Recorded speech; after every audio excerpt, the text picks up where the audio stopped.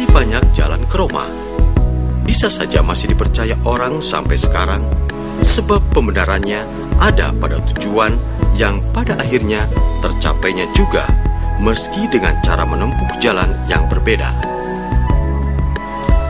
Rasa optimisme seperti ini senantiasa muncul ketika berhadapan dengan kondisi yang mengharuskan untuk menempuhnya. Berbagai tawaran untuk menempuh perjalanan seperti itu dilakukan, meski dengan keyakinan ada yang berhasil dan ada yang tidak berhasil. Dalam kondisi perekonomian yang tidak menentu akibat imbas krisis ekonomi di Indonesia beberapa tahun silam, maka banyak masyarakat yang harus menghadapi kenyataan pahit, sumber pendapatan keluarga menjadi susah didapat, seperti terjadinya pemutusan hubungan kerja PHK. Lalu ketika muncul sebuah solusi untuk memecahkan persoalan yang membawa ke arah yang lebih baik, maka seperti gayung bersambut.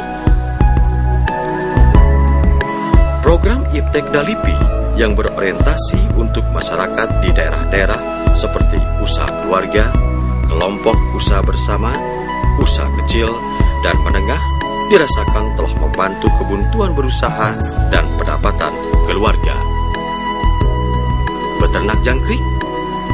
Pertanyaannya, apakah bisa mendatangkan keuntungan besar? Lalu jawabannya, bisa, sehingga meyakinkan masyarakat di sekitar Kecamatan Rungkut, Kota Surabaya untuk menerapkan teknologi budidaya ternak jangkrik.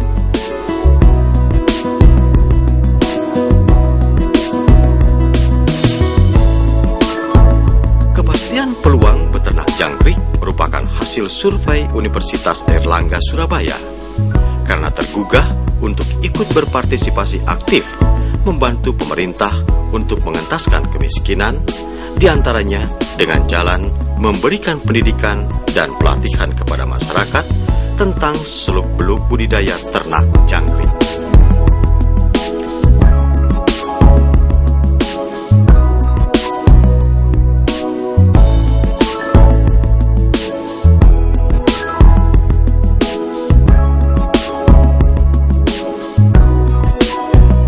Saya putuskan untuk mengambil dalam hal ini ternak yang sangat kecil, yaitu ternak jangkrik.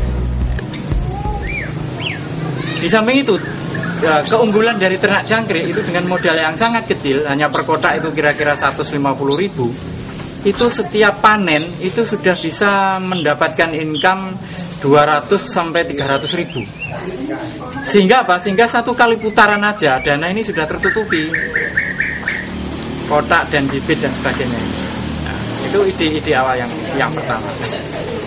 Dan ternyata dari dropping kotak kira-kira tahun sekitar ya 2001-2002 itu 2001 ya, itu dengan 100 kotak itu sudah bisa gayung bersambut demikian. Artinya sudah kira-kira kalau di sini dan Rungkut sudah hampir 250-300 kotak.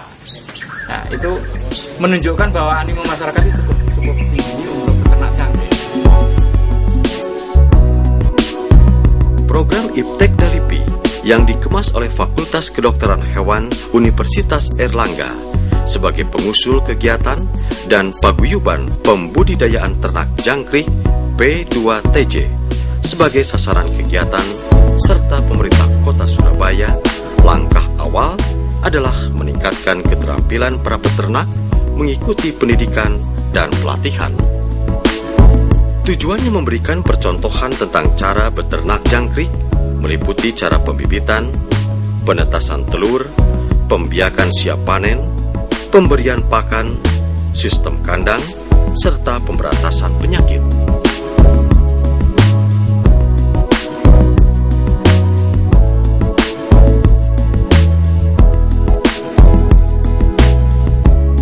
Manfaat kegiatan merupakan sarana penerapan teknologi budidaya ternak jangkrik kepada masyarakat, antara lain untuk meningkatkan pendapatan keluarga.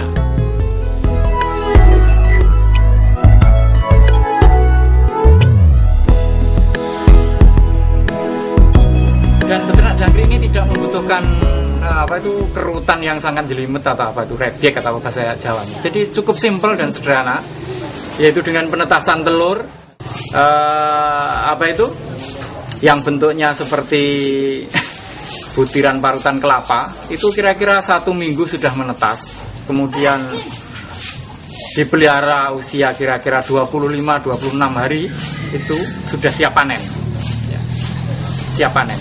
Nah, kemudian risiko kematiannya kecil sekali, bahkan bisa dikatakan hampir 0%, 0% kematiannya itu. Kecuali kalau memang ada semut ya, kemudian ada cicak itu ya, dan sebagainya, mungkin hewan-hewan yang pemangsa jangkrik. Pengetahuan yang diperoleh setelah mengikuti diklat memang sangat menguntungkan, sebab kendala-kendala selama ini seperti kebersihan kandang, cara pembiakan sampai pemberantasan penyakit telah akrab dengan para peternak jangkrik di Kecamatan Rungkut, Kota Surabaya. Program Iptek Dalipi yang dilaksanakan secara komprehensif dan integral atau terpadu dan menyeluruh adalah suatu pemecahan dari permasalahan peningkatan pendapatan keluarga dan perbaikan ekonomi masyarakat. Cukup berhasil karena sebagian besar para peternak jangkrik memahami benar proses yang harus dilakukan yang pada akhirnya membuahkan hasil bagi mereka.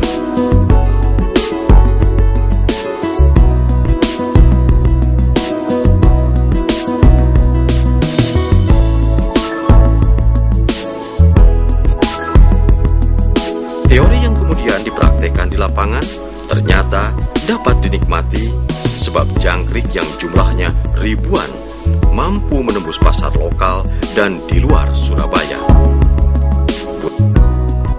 Budidaya ternak jangkrik sangat sederhana dan mudah, yaitu tidak memerlukan lahan atau tanah yang luas, cukup dilakukan di masing-masing rumah peternak. Bahan baku seperti jangkrik mudah didapat di daerah sekitar peternak di Rungkut, Surabaya. Jangkrik mudah diternakan. Jangkrik dapat dipersiapkan dalam jumlah banyak dan cukup. Dibutuhkan para konsumen sebagai pakan burung dan ikan hias. Sementara itu, proses ternak jangkrik dimulai dengan memilih calon bibit untuk indukan.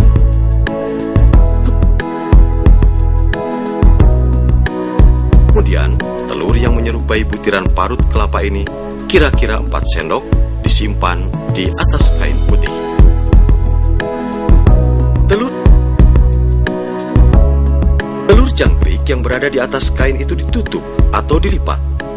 Dalam hal pelipatan kain ini tidak terlalu rapat, namun diberikan semacam rongga-rongga dan jangkrik akan keluar dari sela-sela kain ketika proses penetasan berlangsung. Kemudian dimasukkan ke dalam lemari atau kotak yang dibuat dari triplek. Ukurannya bisa ditetapkan oleh peternak seperti ukuran 90 x 60 x 30 cm atau bisa lebih besar 120 x 60 cm. Lemari-lemari tempat penetasan telur itu telah diisi dengan media pembiakan seperti daun-daun pisang kering dengan makanan hijauan berupa daun duri kapur sirih.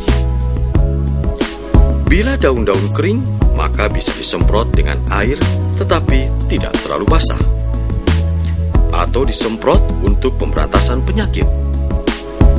Masa penetasan telur lamanya 1 minggu, sedangkan masa panen dapat dilakukan setelah 25 sampai 26 hari.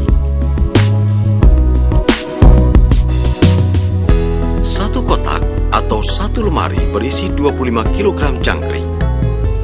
Apabila masa panen tiba, jangkrik-jangkrik tersebut dikeluarkan, jumlahnya mencapai ribuan. Kemudian, jangkrik ditempatkan di dalam baskom untuk penimbangan dengan berat atau hidup sebanyak 1 kg.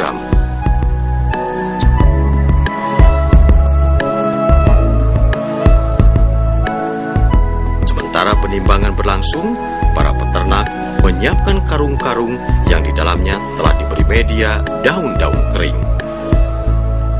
Kemudian karung yang telah berisi jangkrik diikat bagian atasnya.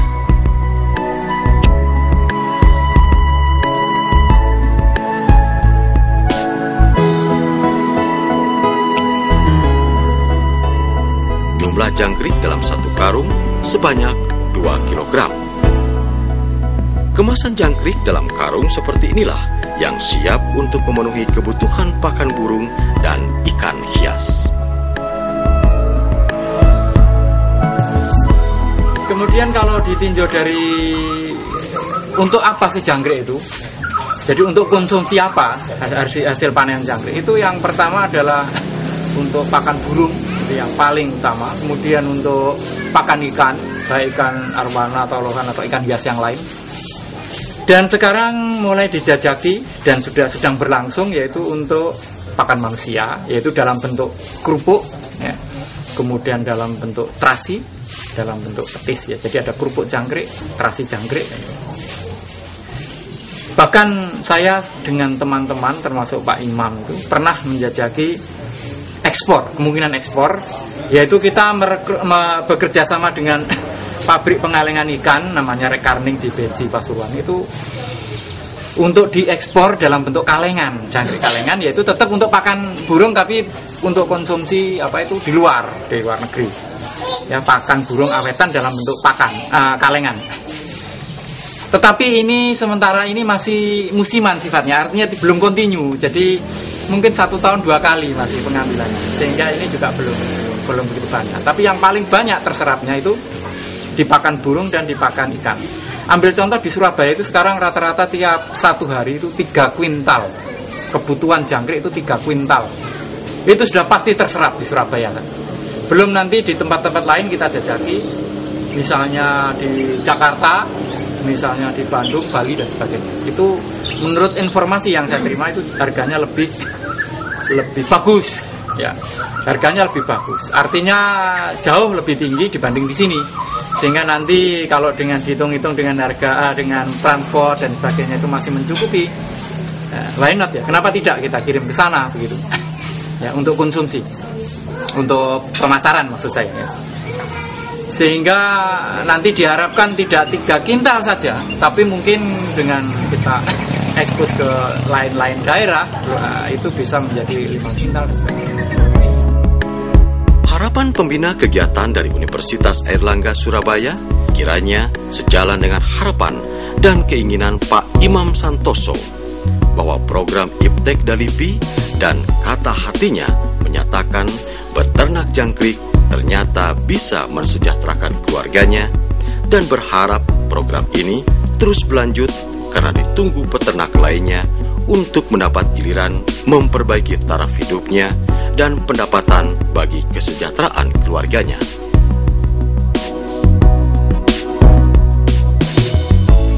Hasil di sini tuh lebih banyak ya, terus lebih berkualitas, dan saya sendiri bersama masyarakat di wilayah Porong, khususnya desa Kupang, ini bisa menambah penghasilan dari bapak-bapak maupun ibu-ibu yang pelihara di sini. Ya, bagi mereka itu saya rasa cukup membantu, dan harapan kita semua untuk langkah yang akan datang, kita harapkan baik pemerintah maupun dari UNER membantu untuk ekspor jangkrik kita. Paket program Iptek Dalipi yang dilaksanakan secara terpadu bersama Unair Surabaya dan para peternak jangkrik di Kecamatan Rungkut, Kota Surabaya telah menumbuhkan rasa percaya diri, apalagi peluang untuk memasarkan hasil ternaknya terbuka luas untuk memenuhi kebutuhan pakan burung dan ikan hias. Dan pintu permintaan dari konsumen di luar negeri seperti Jepang, Filipina, Taiwan, Korea, negara-negara Eropa, dan Amerika Serikat semakin terbuka. Ini adalah sebuah jalan bagi para peternak jangkrik di Kecamatan Rungkut, Kota Surabaya, untuk memenuhi kebutuhan pakan burung dan ikan hias lokal, regional, bahkan internasional. Itu berarti peluang itu semakin terbuka yang bermuara meningkatkan pendapatan keluarganya.